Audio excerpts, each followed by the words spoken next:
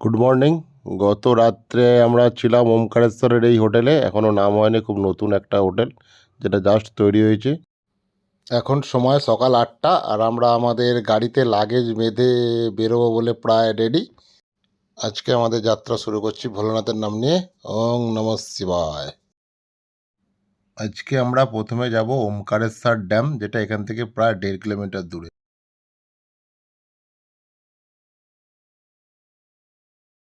আমরা এসে পৌঁছে গেছি ওমকারেশ্বর ড্যাম। ড্যামের ভিতরে যাওয়া সম্পূর্ণ নিষেধ, তাই আমরা বাইরে থেকেই ড্যামটা দেখছি।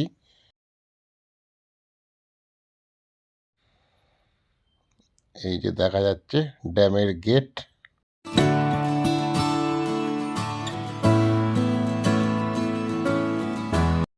এই ড্যামটা নর্মদা নদীর উপর তৈরি হয়েছে, ওমকারেশ্বর ড্যাম।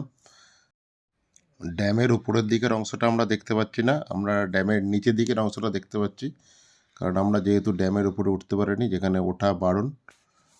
আর বাঁদিকে যে পাহাড়টা দেখা যাচ্ছে, দুদিক দিয়ে নর্মদা নদী বয়ে গেছে, ওই পাহাড়ের ওপরেই ওমকারেশ্বর জ্যোতির্লিঙ্গ অবস্থিত।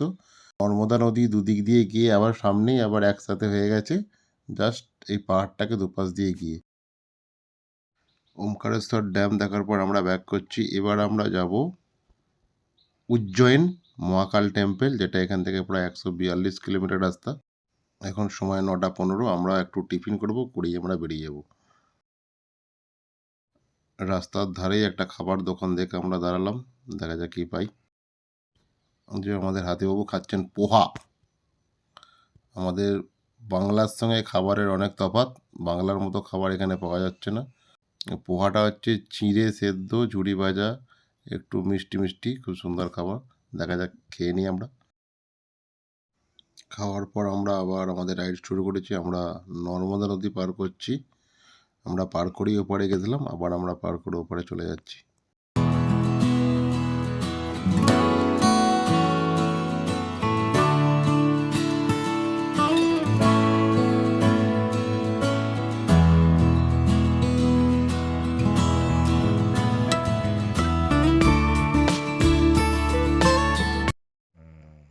এটা হলো মহারানা প্রতাপ ব্রিজ। এই ব্রিজ পার করে আমরা ডান দিকে নেব, নিয়ে আমরা মেন রাস্তায় উঠবো।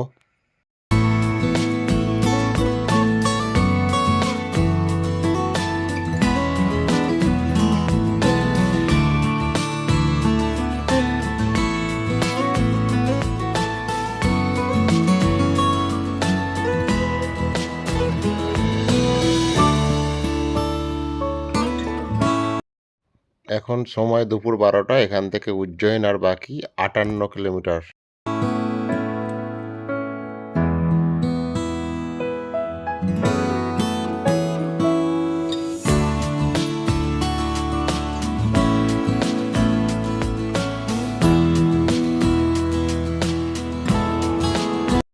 এখান থেকে উজ্জয়ন 37 কিলোমিটার, এবং এখান থেকে আমরা সোজা না গিয়ে বাঁদিকে যাব, তবে আমরা উজ্জয়ন যেতে পারবো।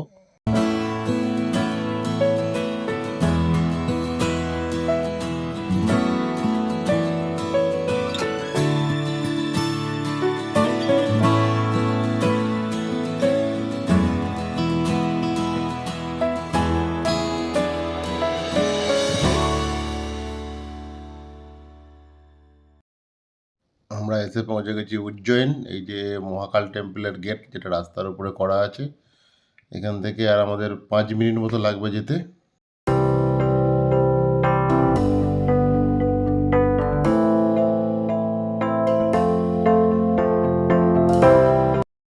অবশেষে আমরা এসে পৌঁছে গেছি উজ্জয়ন মহাকাল টেম্পল। এই যে এখান থেকে শুরু মহাকাল টেম্পল, এখান থেকে হাঁটা পথ মহাকাল টেম্পলের জন্য।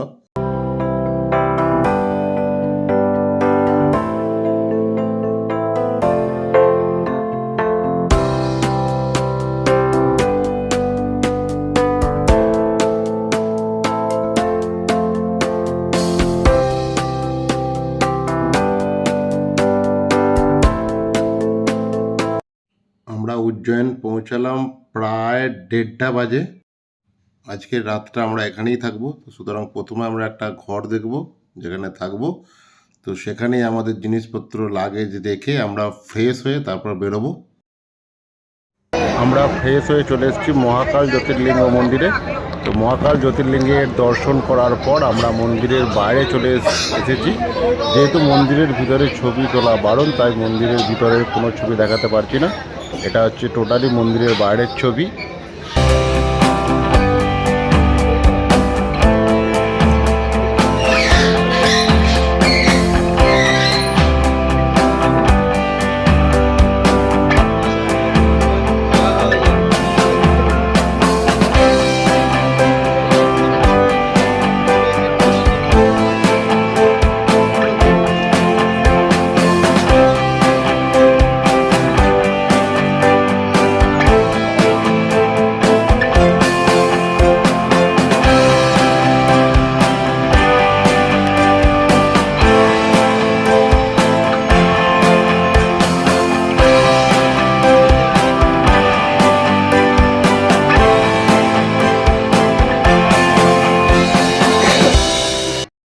মন্দিরের বাইরে অনেক কিছু জিনিস দেখার আছে, সেগুলো সবই আমি আস্তে আস্তে ঘুরে দেখানোর চেষ্টা করছি। আস্তে আস্তে আমি যাচ্ছি সেই দিকে।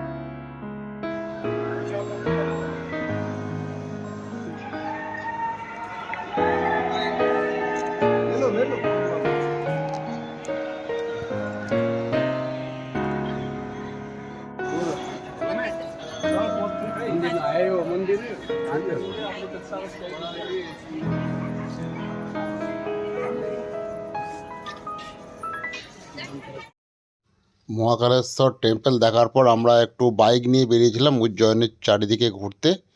তো তার মধ্যে আমরা প্রথমেই গেছিলাম মহর্ষি সন্দীপনী আশ্রম, যেখানে ভগবান শ্রীকৃষ্ণ, বলরাম এবং সুদামা শিক্ষালাভ করার জন্য এসেছিলেন। এবং ভগবান শ্রীকৃষ্ণ এখানে 64 দিনে 64 কলা শিখেছিলেন। তো তারই কিছু ছবি এখানে দেওয়া আছে, সেটাই দেখাচ্ছি।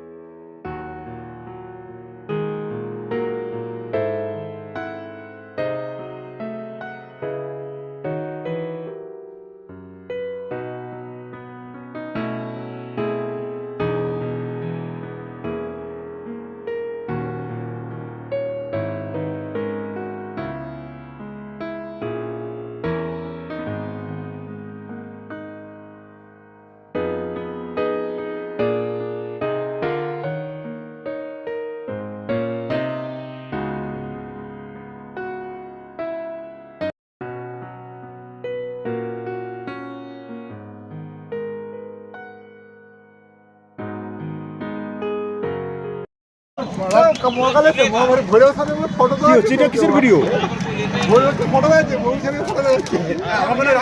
উজ্জয়নের বিখ্যাত কত বড় পাঁপড়, এই যে মানে একটা পাঁপড়ে পেট ভরে যাবে খেলে।